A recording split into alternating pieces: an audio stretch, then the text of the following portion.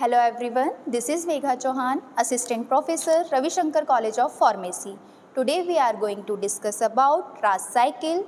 RAS means renin-angiotensin system or renin-angiotensin aldosterone system.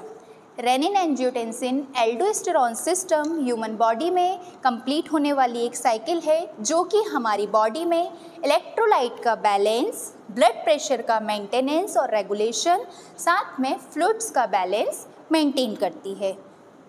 Electrolyte यानी कि ions जो कि हमारी बॉडी के लिए इम्पॉर्टेंटली रिस्पॉन्सिबल सब्सटेंस है। Ions like sodium, potassium etcetera. Blood pressure maintenance और फ्लूइड यानी कि हमारा जो ब्लड वॉल्यूम है उसको मेंटेन करने का काम करती हैं। ठीक है, ये रास साइकिल ह्यूमन बॉडी में किस तरीके से एक्टिवेट होती है इस पर हम डिस्कशन करेंगे। रास साइकिल्स की स्टेप्स, सबसे पहले स्टिमुलस यानी कि वो कंडीशन जो कि ह्यूमन बॉडी के होम्योस्टेसिस कंडीशन को ट्रिगर कर रही है। अगर नॉर्मल बॉडी कंडीशन में किसी भी तरीके का चेंजेस हो रहा है, मतलब कि हम कहेंगे कि उस समय होम्योस्टेसिस क्या है, स्टिमुलस से ट्रिगर हुआ।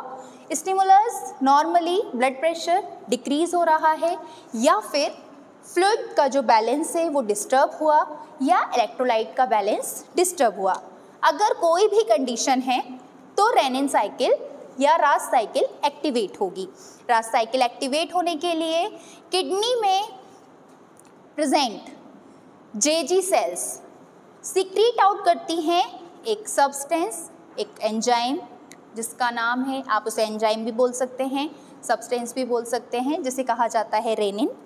रेनिन एंजियोटेंसिनोजन नाम के एंजाइम के साथ रिएक्ट करके प्रोड्यूस करता है एंजियोटेंसिन 1 सब्सटेंस जो कि एंजियोटेंसिन कन्वर्टिंग एंजाइम के साथ मिलकर के बनाता है एंजियोटेंसिन 2।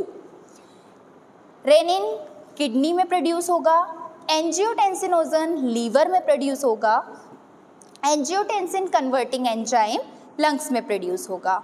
ये तीनों अलग अलग एंजाइम्स और ये एंजियोटेंसिन 2 हमारी रास साइकिल के इम्पॉर्टेंट पार्ट होते हैं। ये सब्सटेंस जब एंजियोटेंसिन 2 कंपाइल करते हैं तो एंजियोटेंसिन 2 एड्रीनल ग्लैंड को सिग्नल प्रोवाइड करता है, जिसकी वजह से एड्रीनल ग्लैंड से एल्डोस्टेरोन नाम का हार्मोन रिलीज होगा। एल्डोस्टेरोन का फंक्शन है वो ह्यूमन बॉडी में हमारी किडनी ट्यूब्यूल्स को सिग्नल प्रोवाइड करता है कि वो सोडियम और वाटर का रीएब्जॉर्प्शन इन्हेंस कर दे। जिस तरह सोडियम और वाटर रीएब्जॉर्प्शन इन्हेंस होगा उसके साथ ही फ्लूइड का रिटेंशन स्टार्ट हो जाएगा। जो हमारा स्टिमुलस था कि फ्लूइड रिटेंशन डिक्रीज हो रहा है, फ्लूइड बैलेंस डिस्टर्ब हो रहा है, तो वो नॉर्मलाइज होगा। वैसोकॉन्स्ट्रिक्शन, एंजियोटेंसिन 2 वेसल्स को कॉन्स्ट्रिक्शन के लिए सिग्नल प्रोवाइड करेगा। ब्लड वेसल्स कॉन्स्ट्रिक्ट होंगी, कॉन्स्ट्रिक्शन के साथ ब्लड का प्रेशर इंक्रीज हो जाएगा। लास्ट, एंजियोटेंसिन 2 हमारे लिए थर्स्ट रिस्पॉन्स को इन्हेंस करता है, जिससे कि पर्टिकुलर जो पर्सन है जहाँ पर ये स्टिमुलस, जिस पर्सन को ये स्टिमुलस कॉज हुआ है उसको ड्रिंकिंग के लिए सिग्नल ब्रेन के द्वारा मिलता है और वो वाटर इनटेक करके अपने फ्लूइड बैलेंस को नॉर्मलाइज करता है। Thank you.